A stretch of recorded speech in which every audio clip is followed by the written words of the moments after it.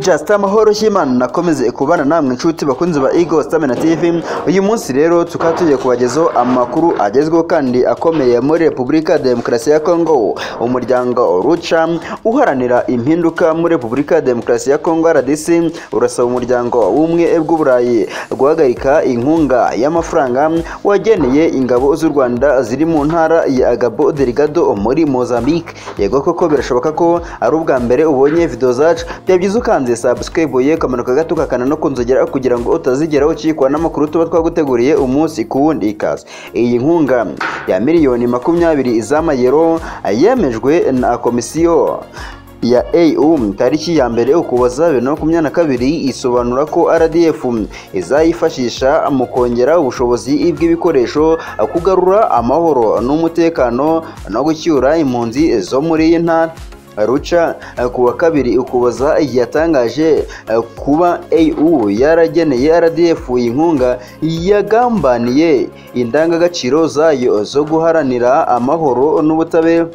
Uyu muryango wagize uti ubumwe bw'Uburayi bwagambaniye indangagaciro zabwo z'amahoro n'ubutabera, bwigamba guharanira buha 20 miliyoni ingabo z'u Rwanda zimaze imyaka myinshi zihungabanya RDC zitabiryozwa. Ruca yakomeje isaba ko uyu muryango ubumwe bw'Uburayi yakwisubira kuguha ingabo z'u Rwanda iyi nkunga bitewe n'impamvu yagaragaje mu gika kibanza. Iti turasaba ko iyi nkunga yahagarikwa. Abanyekongo batandukanye bakomeje kunenga AU kubera iyi nkunga, barimo Dr Denis Mukwege uri mu baganga ubashywe muri RDC watangaje ko RDF idakwiye guhabwa inkunga kuko ngifasha umutwe twaje intwaro wa M23.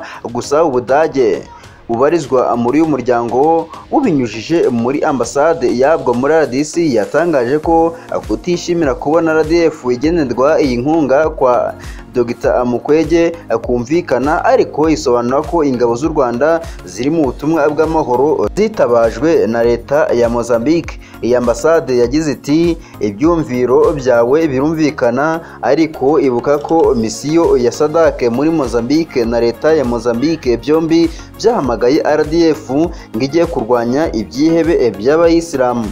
Nubwo bamwe mu banyekongo batishimira iyi nkunga, guverinoma y'u Rwanda ibinyujije muri Minisiteri y'Ububanyi n'Amahanga n'Ubutwererane yashimiye uyu muryango, yizeza gukomeza gukorana mu guharanira amahoro by'umwihariko ku mugabane wa Afurika.